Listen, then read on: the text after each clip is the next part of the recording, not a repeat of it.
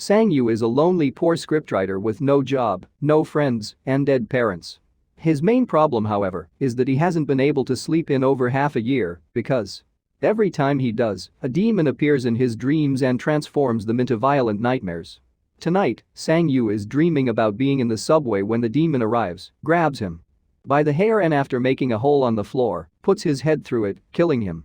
He wakes up right after his dream self dies and intends to do some writing, but his landlord knocks at his door claiming he's brought him some food, but Sang-yu escapes through the window because he doesn't have the rent money.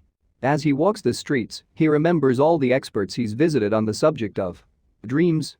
Psychologists, doctors, scientists, religious devotees and the like.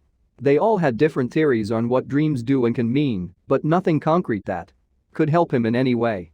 He stops at a food stand and asks for a crepe with no eggs because that's all that he can afford, but the crepe man adds an egg anyway as a free treat. While he waits for his meal to be done, he watches the cafe across the street where Hwar, the girl he has a crush on, works. He met her years ago when he was hanging out at a bar with some friends, and she was there playing with her band. Her singing voice was beautiful, and he has been thinking about her since then. Once his crepe is ready, Sang-yu sits down to enjoy it, but he's suddenly startled by Sanji, his manager. Sang-yu starts running away and drops his crepe on the way, but he's too weak to go too far and Sanji eventually catches him. He takes him to a restaurant where he makes him watch as he eats, scolding him for not respecting his contract and not handing in a script in time. Sang-yu tries to explain his insomnia doesn't allow him to concentrate and write, but Sanji doesn't listen and demands for the script to be done in 10 days. Afterward, Sang-yu returns to his apartment only to find it locked and all his stuff in the hallway. His landlord has finally kicked him out. He goes to a cafe to see if he can get some writing done there, but he's too hungry to think and he ends up falling asleep. The demon appears behind him then, puts his chains around Sang-yu's neck and starts banging his head on the table. Once again, Sang-yu wakes up in the morning right after his dream self dies and discovers his laptop has been stolen. Having lost his work tool and starting to feel like he can't tell nightmares apart from reality, Sang-yu sends Sanji a message telling him he'll kill himself and reunite with his parents. He chooses the roof of the building across Hwar's cafe and watches her as he steps onto the edge, ready to jump, but the crepe man interrupts him by offering him free food. The man joins him on the roof, and while Sang-yu eats, he tells him about people's different views on death and dreams and reaches a simple conclusion. When Sang-yu is having these nightmares, he should tell himself I'm dreaming to be able to get out of them faster. Sang-yu stays on the roof watching Hwar until night falls, then he sells his cell phone in order to get some money to buy food. He goes to a convenience store where he considers stealing some things but changes his mind when he notices he's being watched. The food he purchases is eaten outside the store, where Sang-yu is shocked to be suddenly approached by Hwar, who shows concern for him. This is too good to be true, and Sang-yu quickly sees why. Hwar is actually the demon, who starts pushing him against a glass. This, to the store clerk, looks like Sang-yu is having some kind of panic attack. The demon picks up Sang-yu and as he stabs him with his sword, he throws him through the window. Sang-yu holds onto the sword as he remembers the crepe man's advice and reminds himself that he's dreaming, which allows him to wake up right in the middle of being thrown. In real life, he's also flying through the shattered glass, and while he isn't stabbed, he mysteriously finds the demon's sword in his hands. He runs away before the ambulance the clerk called for arrives, and he stays at the park all night, examining the sword and making sure he isn't dreaming again. In the morning, he goes to the flea market to sell it, and all the buyers' eagerness to buy makes him realize he has something valuable in his hands. So instead, he decides to go to a pawn shop where they pay him the sword's actual value, 20,000. Sang-yu wastes no time and starts spending it. He gets a new computer, eats at a nice restaurant, and stays at a fancy hotel. When night falls, he takes some sleeping pills and waits for his usual dream to kick in. This dream is also happening in the hotel, so he leaves his room and explores the hallway, grabbing a vase and saying, "I'm dreaming." But nothing happens. He decides to explore a little more, and that's when the demon appears, chasing after him with a giant gold axe. The demon hits him with his weapon and tosses him around, causing quite a number of injuries. But after a few hits, Sang-yu manages to grab the axe and says, "I'm dreaming." Once again, he wakes up with the weapon in his hands and no wounds to be seen. The axe is sold at the same pawn shop, and the money is immediately spent again. Sang-yu gets nice clothes, a new car, and spends the night drinking with some women at a bar. When he returns to his hotel room though, he doesn't let them come inside with him. He just gives them money for a cab before going to bed. Tonight he's trying a new trick. He looks at pictures of an important museum on a book before falling asleep, and the trick works because the dream happens in the same exact place he saw on the photographs. Sang-yu looks around, admiring all the antiques, before sitting to wait for the demon to arrive. This time it arrives with a firearm, which goes against his plan. Sang-yu begins running and dodging the bullets, but eventually the demon catches up with him and kills him. Sang-yu wakes up in his hotel bedroom, but since he didn't manage to grab anything, he doesn't want to leave the job unfinished, so he swallows a sleeping pill. Back in the dream, he begins running again, and after dodging a couple of bullets with a particular exceptional jump, he grabs two antiques before saying, "I'm dreaming," and waking up. This time, Sang-yu takes the treasures to professional antique dealers that make business with rich collectors. He gets 2 million for them and some questions about his methods, but thankfully he manages to dodge them all. When he's leaving the shop, he's approached by an angry Sanji, who had thought he was dead. Sang-yu invites him to eat at a fancy restaurant and pays him back the money he had given him for the script, telling him he doesn't write anymore. The next day, he finally enters Hwa's cafe, and after ordering a latte, he asks her if she recognizes him, but she doesn't. He also asks her why she's selling the cafe, and she explains it's because she has no clients and the shop only creates debt. Later at night, Sang-yu gets drunk while having dinner with Sanji, who wants to know the secret to his success.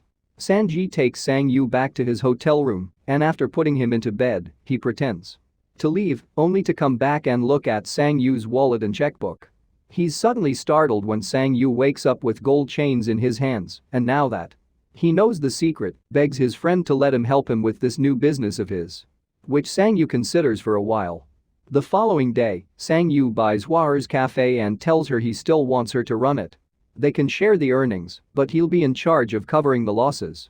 To show how grateful she is, she invites him to dinner, where they discuss their new shared business, and Hwa expresses her suspicions of Sang-yu wanting more out of this deal than just money. From then on, Sang-yu goes into dream adventures regularly, while Sanji protects his sleeping body. Some of his dreams include, for example, robbing a bank, where he shows how much control he's learning to have over his powers.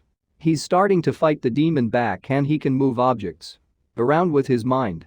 He also starts bringing bigger objects back, like a red car. Sometime later, Hwa's cafe is full of clients because Sang-yu has sent Sanji to pay people on the streets to come. He's also left a bag of money for the crepe man as a thank you for the times he's shared a free meal with him. After the shop closes, Sang-yu goes for a walk with Hwa, who guesses based on only a few words that he's a scriptwriter. Sang-yu begins to walk her home every day after work, and one night, he lets her drive the red car from his dream, which he tells her is for her. Such fortune makes her assume he's a very famous scriptwriter. While she drives through the night, Sang-yu remembers the day he met her after her show. He saw her crying after a fight with her ex, and afterward, he followed her to the movies a couple of times. Sang-yu decides to take her to the movies in the present, which Hwa accepts, but it also makes her wonder when they'll get to see a movie he wrote. Not wanting to be caught in his lie, Sang-yu writes a script for real and gives it to Sanji to read while he dreams. Since Hwa is constantly in his mind, he dreams about being in bed with many copies of her, so he forces himself to wake up pretty quickly, only to find Sanji crying at how good the script is. Their plan begins then. They sell the script to a movie company, offering them their own money to hire the biggest stars and make a huge success out of it. They even create a special dinner event to commemorate him, and he takes Hwa as his +1. There's even a special presentation that goes over his career, which of course is made up, claiming he wrote many successful movies, but he didn't take credit for them because he wanted to travel and see the world. A couple of days later, during a dream, Sang-yu discovers something very peculiar. There's the body of a monk meditating, and when he tries to take his belt, his hand disintegrates. He doesn't give up though, so once his hand is back, he tries again. As he removes the belt from the monk, the man moves to touch his chest with two smoking fingers, but Sang Yu doesn't look too worried about it. The usual demon doesn't show up, and the treasure and the monk disintegrate too. One night, Sang Yu takes Hua to the roof where he almost kills himself and shows her a fireworks show he's prepared especially for her. When she wonders if he'll ever disappear in the same sudden way he showed up, he promises her he'll never let her. Afterward, they go to her apartment, and while she refreshes herself in the bathroom, Sang Yu practices a possible confession. However, he finds himself having to leave because suddenly, there is something hitting him on the chest, and when he checks it in the mirror, he sees two smoking black lines on his skin. Once he makes it to his place, he ignores the party Sanji is having with a bunch of women and goes directly to bed. Sanji gets ready to collect tonight's treasure, but Sang Yu tells him it's not necessary. This time he's sleeping alone. The dream makes him appear in a tall, empty building with a mysterious figure waiting at the balcony. Sang Yu comes closer and discovers it's a version of his older self that is now disintegrating. When he wakes up, he discovers he has a new scar on his shoulder, and more scars show up as hours pass, all of them matching a spot where the demon had hurt him in previous dreams. The following morning, he goes to see the crate man to see if he has any more advice. But when he's about to arrive at his destination, a van appears next to him and kidnaps him. When they finally remove the bag from his head, Sang Yu discovers he's at an abandoned building surrounded by a gang of criminals whose leader is Kyang Ji. Sang Yu tells them he'll pay whatever they want, and after agreeing on 10 million, he calls Sanji and asks him to bring the money over. When he arrives though, Kyang Ji's men take the money and Sanji him as well, who Kyang Ji uses to negotiate. Not having any other choice, Sang Yu takes the whole group back to his apartment together with an unconscious Sanji, where he shows them his hidden room with all his antiques. While Kyang Ji tries to make him confess how he's obtained all these rare items, someone arrives at the building to see him. It's Hua. The receptionist announces her arrival through the intercom, so Sang Yu dumps her right there to get her to leave for her own safety. Seeing how upset this makes her, the receptionist tells her Sang Yu's door is still open for some reason and lets her go up anyway. As soon as she comes out of the elevator, one of the thugs captures her and takes her to the same spot where they're keeping Sang Yu. Kyang Ji starts teasing her, trying to get under her skin by pointing out Sang Yu has been lying, and this is received with disapproval from another one of his men, who thought they would only come to grab some money. As punishment for his indiscretion, Kyang Ji puts on some golden knuckles and beats him up while Sanji secretly begins to wake up. When Kyang Ji turns to Hua next, she kicks him in self-defense, and that's the chance that Sanji takes to jump in with a vase he uses to hit the man holding her down. Sang Yu bites the thug holding him and manages to escape, but not without getting stabbed. First, the three of them run away while Kyang Ji shoots the man he beat up, but it's hard to go far when Sang Yu can barely walk because of his wounds. The men catch up with them on the stairs, and one of them manages to stab Sang Yu again.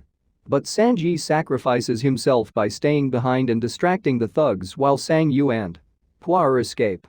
Only one normal man isn't enough to go against two trained men though, so Sanji is beaten to death. One of the thugs manages to capture Sang Yu and Hua upstairs, beating them up and tossing them around without even caring that Sang Yu stabs his back with a dagger. The two of them pass out, and Sang Yu suddenly finds himself in some mysterious ruins, covered in a black substance that quickly goes away when he starts moving. After looking around, he touches a glowing door arch and starts seeing a flashback of his life the last few months, including both real life and dreams, and even a version of him that was taken by the ambulance that night outside the convenience store. When that's over, he walks to an area with a giant crystal wall, which he starts hitting. As he repeated "I'm dreaming" over and over until he passes out from blood loss. Suddenly, his body starts transforming, and Sang Yu finds himself becoming the demon. With the machete that appears in his hand, he starts hitting the crystal wall while picturing himself as the demon in various conversations that already happened, but giving them a twist. Instead of sitting there and listening, in these versions he imagines, he hits his landlord and Sanji for not being nicer to him. When the wall finally breaks, the demon comes out in Sang Yu's living room, where Sang Yu's body is waking up as well. The demon kills all the thugs without hesitation, even making his strange firearm appear when necessary. Then he comes after Sang Yu, ready to kill him as well, but he mumbles, "I'm dreaming." And all the antiques he's brought from dreams start disappearing, both in his apartment and in the rich people's collections. Sang Yu falls unconscious yet again, and when he wakes up, he finds himself all the way back on the night outside the convenience store. Hua finds him and remembers him from the concert, so she feels pity for him and takes him to her place to give her some real food. While he eats some noodle soup, she tells him she's read a story of his in a magazine and thinks it was very good, he just needs a bit of luck to make a breakthrough.